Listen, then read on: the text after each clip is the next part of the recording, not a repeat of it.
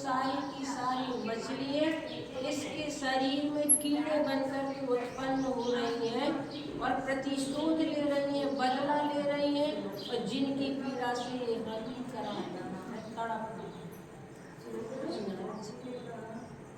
कि जीव हिंसा का इतना बड़ा पाप, तो ये मान करके चलो। अभी आप लोगों को लग रहा होगा ये तो सब बातें हैं, लेकिन जब अपन अपने ऊपर इस प्रकार की मुसीबत आती है तब अपन को समझ में आता है कि वास्तव में हमने अपने भगवान की बात नहीं मानी, हमने अपने गुरुओं की बात नहीं मानी, जिसके कारण से हम इस प्रकार से दुख और तकलीफ को भोग रहे हैं। आज इन बच्चों को देख करके सागर की जेल का स्मरण हो गया कि देखो आप कितने सारे पाप से बचे हुए हैं।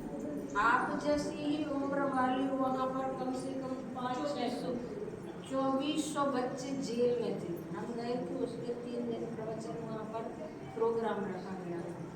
ऐसे बच्चे कैसे कैसे पाप करके वहाँ जेल में कैसे दुख भोग रहे हैं।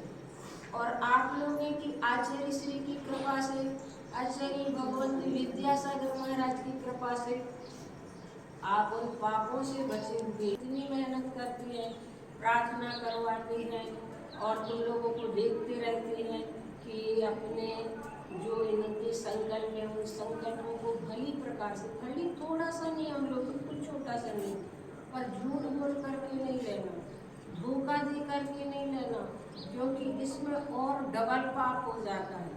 गुरु से कपट, मित्र से चोरी, या हो निर्धन या हो क्रूर।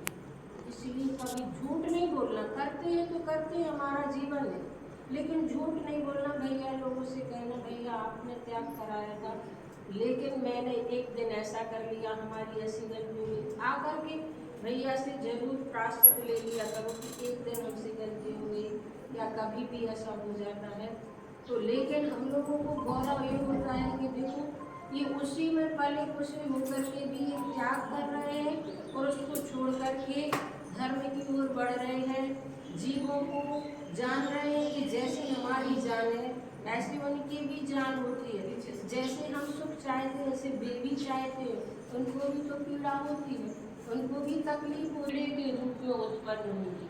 आज जो बीमारी चली है कैंसर जैसी बीमारी, उसमें क्या होता है, वे कैंसर के कीड़े होते हैं, वे ही तो हमारी जान को ले लेते हैं। हमने उनका कुछ बिगाड़ा तो अब वे हमारे शरीर में इस प्रकार से उत्पन्न होकर के हमारे जीवन को समाप्त कर देते हैं। अभी आप लोगों को जब तक शरीर में ऊर्जा है, ताकत है, तो लगता है ये सब बातें हैं, कहावतें हैं, ग्रंथों की बातें हैं, ऐसा कुछ नहीं होता। लेकिन जब जीवन पर गुजरती है न जब चीज़ें, तब समझ में आता है कि